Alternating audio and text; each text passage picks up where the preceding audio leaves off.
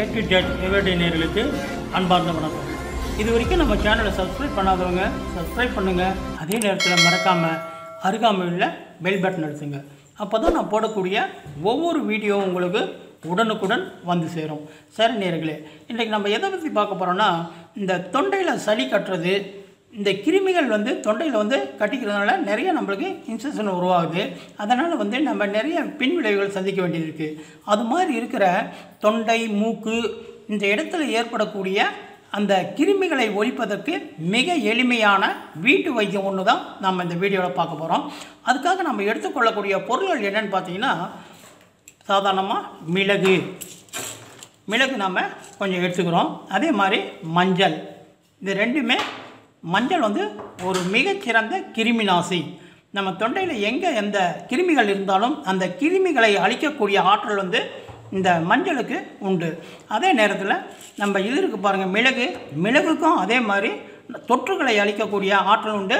அதே நேரத்தில் நம்மளுடைய இரத்தத்தை சுத்திகரிக்கும் தன்மை இந்த மிளகுக்கு ரொம்ப ரொம்ப அதிகமாக உண்டு. அதனால் நம்ம இது ரெண்டை வச்சு தான் இன்றைக்கி ஒரு அருமையான மெடிசின் தயாரிக்க போகிறோம். சாதாரணமாக இது மாதிரி ஒரு கிளாத் எடுத்துக்கோங்க. இந்த துணியை நம்ம என்ன பண்ண போகிறோன்னா, இது மாதிரி சதுரமாக வர மாதிரி நம்ம கட் பண்ணுறோம்.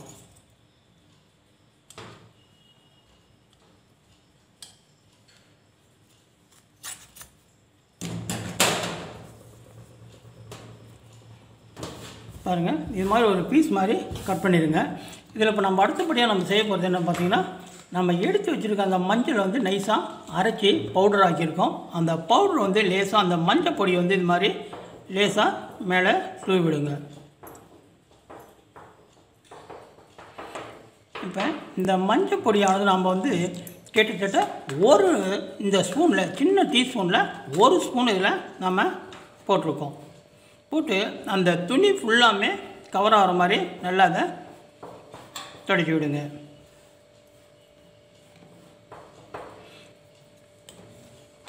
இது பாருங்கள், அந்த மிளகை நாம் என்ன பண்ணோன்னா, நல்லா மிக்சியில் போட்டு மிளகையும் நல்லா தூள் பண்ணிட்டோம். நாம் மஞ்சள் பொடியானது 1 டீஸ்பூன் போட்டிருக்கோம். மிளகு அரை டீஸ்பூன் போட்டாலே போதுமானது. ஏன்னா இந்த மிளகு காரத்தன்மை ரொம்ப அதிகம். ஏன்னா ரொம்ப அதிகமாக காரம் இருந்ததுனாலும் நம்ம தொண்டைக்கு ரொம்ப கொஞ்சம் சிரமமாக இருக்கிற மாதிரி இருக்கும். இப்போ இது என்ன பண்ணுறீங்கன்னா, நல்லா இதை ஃபுல்லாமே அந்த துணி பூரா பரவுற மாதிரி நல்லா ஸ்ப்ரே பண்ணிவிட்ருங்க. அவ்வளோதாங்க. இப்போ என்ன பண்ணுறீங்கன்னா, சாதாரணமாக அப்படியே இதை ஒரு திரி வடிவில் நம்ம இதை சுருட்ட போகிறோம்.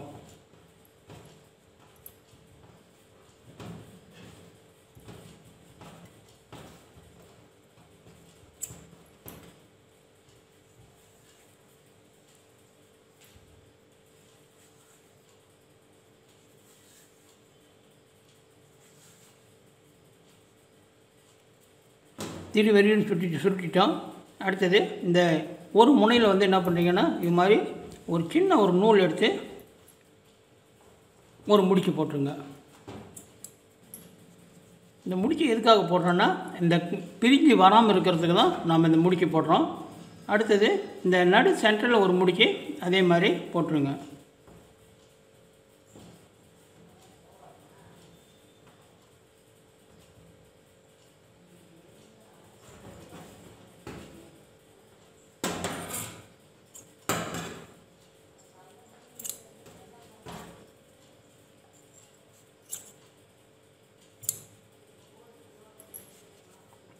பாருங்கள், இப்போ திரி வடிவில் நம்மளுக்கு வந்துடுச்சு. இப்போ இந்த திரிக்குள்ளே எடுத்துக்கிட்டிங்கன்னா மிளகுத்தூள் மற்றும் மஞ்சத்தூள் உள்ளே இருக்குது. இது மாதிரி ஒரு மெழுகுவர்த்தி எடுத்துக்கலாம். நீங்கள் மெழுகுவர்த்தி இருந்தால் எடுத்துக்கலாம். அப்படி இல்லைன்னா அகல் விளக்கு தீபம் இருந்தாலும் நீங்கள் எடுத்து பற்ற வைங்க. பாருங்கள், இப்போ நம்ம மெழுகுவர்த்தி பற்ற வச்சுட்டோம். நாம் ஏற்கனவே மஞ்சள் மற்றும் அந்த மிளகுத்தூள் மஞ்சத்தூள் ரெண்டையுமே சேர்த்து இந்த திரி மாதிரி பற்ற வச்சுருக்க இதை எடுத்துக்கிறோம். இதை எடுத்து லைட்டாக இந்த ஒரு முனையில் மட்டும் நீங்கள் அதை பற்ற வைக்கிறீங்க. பற்ற வச்சுட்டோம். கொஞ்சம் எரியிட்டோம். பாருங்கள், இப்போ எரிஞ்சிருச்சு. இப்போ நாம் இதை அணைச்சிடலாம்.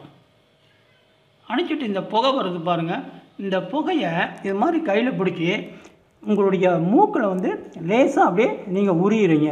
இது மாதிரி உரியும் போது என்ன ஆகுன்னா, நம்ம மூக்கிலிருந்து அந்த நாசில் துவாரத்தில் வழியாக இருக்கிற எல்லா கிருமிகளுமே கண்டிப்பாக அழிஞ்சிடும்.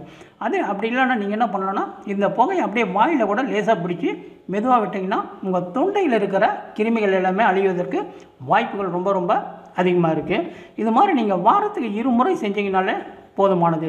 இது மாதிரி செய்யும்போது நம்மளுடைய நுரையீரல் வந்து எந்த விதமான தொற்றுகளும் ஏற்படாமல் இருப்பதற்கு இது ரொம்ப உதவியாக இருக்குது. பழங்காலத்தில் எடுத்துக்கிட்டோம்னா நம்ம முன்னோர்கள் வந்து இந்த சளி பிடிக்கால என்ன செய்வாங்கன்னா, இந்த மஞ்சத்தூள் எடுத்து ஒரு துணியில் நல்லா சுருட்டி அதை அப்படியே இதே மாதிரி தான் சுருட்டி இதை கட்டி இதனுடைய புகையை அவங்க உறிஞ்சினாங்களே, உடனே அவங்களுக்கு வந்து அந்த சளி தொல்லையானது நீங்கிடும். அந்த சளி தொல்லை நீங்கிறதுக்கு என்ன காரணம் பார்த்தீங்கன்னா, அந்த சளியை உருவாக்கக்கூடிய கிருமிகள் எல்லாமே அழிஞ்சிருது. அதனால் சளி உடனே நல்லாயிருது.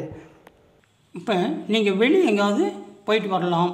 அது மாதிரி போயிட்டு வரும்போது உங்களுக்கு ஒரு சில கிருமிகளானது உங்களது மூக்குலையோ அல்லது வாய் மூலமோ உள்ளே வரத்துக்கு வாய்ப்பு இருக்குது.